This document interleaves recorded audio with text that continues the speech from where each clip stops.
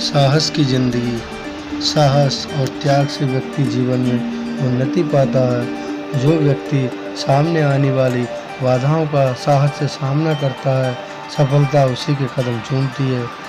जिंदगी के असली मजे उनके लिए नहीं है जो फूलों की छांव के नीचे खेलते और सोते हैं, बल्कि फूलों की छांव के नीचे अगर जीवन का कोई स्वाद छिपा है तो वह भी उन्हीं के लिए है जो दूर रेगिस्तान से आ रहे हैं, जिनका कंठ सूखा हुआ है, होंठ फटे हुए और सारा बदन पसीने से तर है। पानी का महत्व वही समझ सकता है जो प्यास से बेहाल हो। सुख देने वाली चीज़ें पहले भी थीं और अब भी हैं। फ़र्क यह है कि जो सुखों का मूल पहले चुकाते हैं और उनका आनंद बाद में लेते हैं, उन्हें स्वाद अधिक मिलता है। जिन्हें आराम आसानी से मिल जाता है, उनके लिए आराम ही मौत है। जो लोग पाँव भीगने के खौफ से पानी से बचते रहते हैं, समुद्र में डूब जाने का खतरा उन्हीं के लिए है। लहरों में तैरने का अभ्यास जिन्हें है, वे तो मोती लेकर बाहर आएंगे।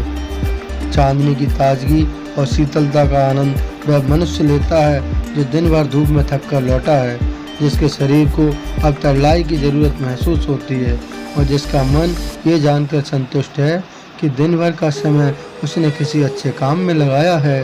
इसके विपरीत वह आदमी भी है जो दिन भर खिड़कियां बंद करके पंखों के नीचे छिपा हुआ था और अब रात में जिसकी सेज बाहर चांदनी में लगाई गई है।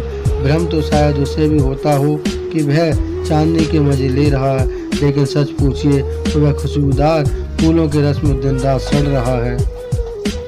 उपवास और संयम आत्महत्या के साधन नहीं है। भोजन का असली स्वाद उसी को मिलता है जो कुछ समय बिना खाए भी रहा हो। तत्तेन भुंजी था जीवन का भोग त्याग के साथ करो, ये केवल परमार्थ का ही उपदेश नहीं है, क्योंकि संयम से भोग करने पर जीवन में जो आनंद प्राप्त होता है वह निराभोगी बनकर भोगने से नहीं मिल पाता। बड़ी चीज़ें बड़े संकटों में विकास पाती हैं। बड़ी हस्तियाँ बड़ी मुसीबतों में पलकर दुनिया पर कब्जा करती हैं। अकबर ने 13 साल की उम्र में अपने पिता के दुश्मन को परास्त कर दिया था, जिसका एकमात्र कारण ये था कि अकबर का जन्म रेगिस्तान में हुआ था और वह भी उस समय जब उसके पिता के पास एक कस्तूरी छोड़कर और कोई दौलत नहीं थी। कहने का तात्पर्य है कि संकटों ने ही अकबर को साहसी बनाया था। महाभारत में देश के प्राय अधिकांश वीर कौरवों के पक्ष में थे, मगर फिर भी जीत पांडवों की हुई, क्योंकि उन्होंने लाक्षागृह की मुसीबत झेली थी और साथ ही वनवास के जोखिम को पार किया था। श्री विंस्टन चर्चिल ने कहा है कि जिंदगी की सबसे बड़ी सिफत हिम्मत है। आदमी के और सारे गुण उसके हिम्मती होने से ही पैदा होते हैं। जिंदगी की दो सूरतें हैं। एक तो ये है कि आदमी बड़े से बड़े मकसद के लिए कोशिश करे, जगमगाती हुई जीत पर पंजा डालने के लिए हाथ बढ़ाए, और अगर असफलताएं कदम कदम पर जोश की रोशनी के साथ अंधेरे को जाला बन रही हों, तब भी वह पीछे पाँव न हटाए।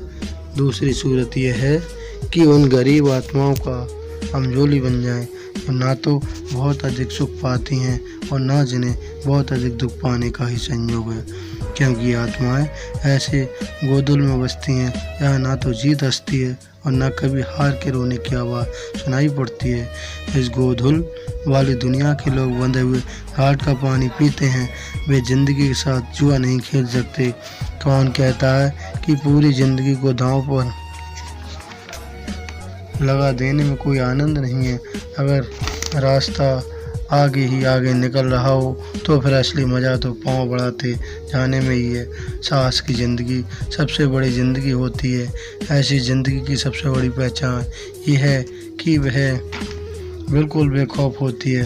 साहसी मनुष्य की पहली पहचान ये है कि इस बात की चिंता नहीं करता कि तमाशा देखने वाले लोग उसके बारे में क्या सोच रहे हैं। जनमत की उपेक्षा करके जीने वाला आदमी दुनिया की असली ताकत होता है और मनुष्यता को प्रकाश भी उसी आदमी से मिलता है। अड़ोस पड़ोस को देखकर चलना ये साधारण जीव का काम है। क्रांति करने वाले लोग अपने उद्देश्य की तुलना ना तो पड़ोसी के उद्देश्य से करते हैं और ना अपनी चाल को ही पड़ोसी की चाल देकर मध्यम बनाते हैं। साहसी मनुष्य उन सपनों का भी रस लेता है जिन सपनों का कोई व्यावहारिक अर्थ नहीं है। साहसी मनुष्य सपने उधार नहीं लेता, वह अपने विचारों में रमा हुआ अपनी किताब पढ़ता है। झुंड में चलना और झुंड में चढ़ना ये भैंस और भेड़ का काम है। सिंह तो बिल्कुल अकेला होने पर भी मगन रहता है। अर्नाल्ड बेनेट ने एक जगह लिखा है कि जो आदमी ये महसूस करता है कि किसी महान निश्चय के समय वह साहस से काम नहीं ले सका, जिंदगी की चुनौती को कबूल नहीं कर सका, वह सुखी नहीं हो सकता।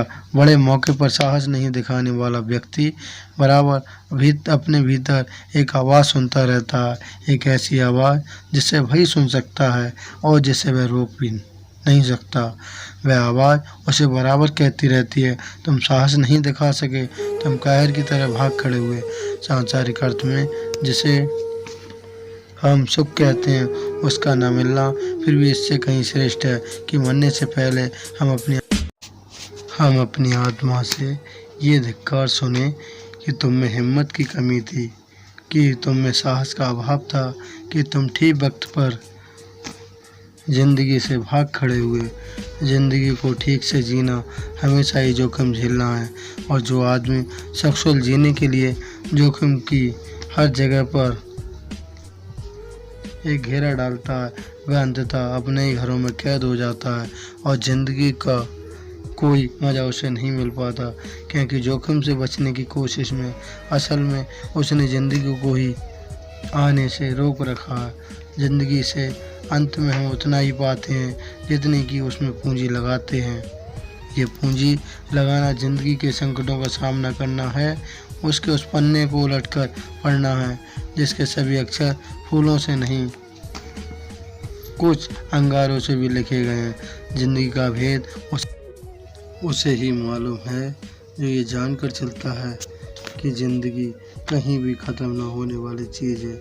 अरे वो जीवन के साथ को अगर किनारे की मरी हुई सीपियों से ही तुम्हें संतोष हो जाए तो समुद्र के अंतराल में छिपे हुए मौक्ते कोष को कौन बाहर लाएगा। दुनिया में जितने भी मज़े बिखेरे गए हैं उनमें तुम्हारा भी हिस्सा है। ये चीज़ तुम्हारी हो सकती है जिसे तुम अपनी पहुंच के परे मानकर लौटे जा रहे हो। अगर वीडियो अच्छी लगी हो तो चैनल को लाइक और सब्सक्राइब जरूर करें ताकि मैं और भी अच्छी आपको स्टोरी सुना सकूं। तो चैनल को लाइक और सब्सक्राइब कर दें और बेल आइकन वाला बटन ज़रूर दबा दें। धन्यवाद।